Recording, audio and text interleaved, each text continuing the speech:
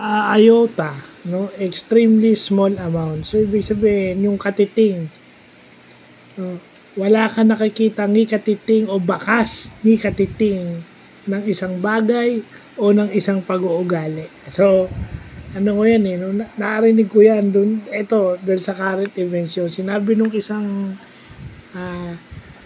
member ng Kamara de Representante o ng lower house, isang member ng House of Representatives na hindi raw niya nakikitaan si President Bongbong Marcos as a dictator.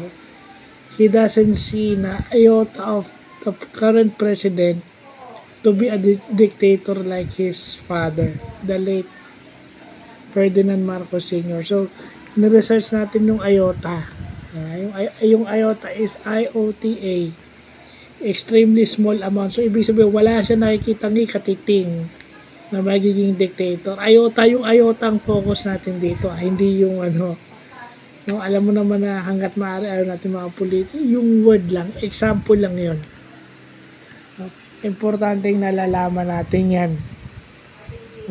Kasi alam mo naman sa the very reason why yung inaano rin yung magaling yung pag nagpumasok ka sa government, sa public service o sa government, hindi kailangan na mataas yung English mo.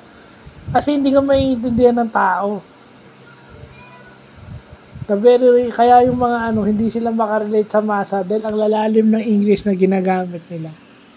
And ang problema doon sa masa is hindi naman siya nag-aaksaya ng panahon na dahil sa malalalim na English na yan. Basta nakakapag-English ako at nakakaintindi ako ng simple English, okay na.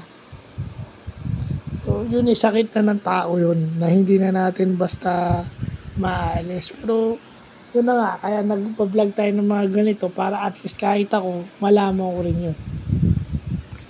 So, yun lang po.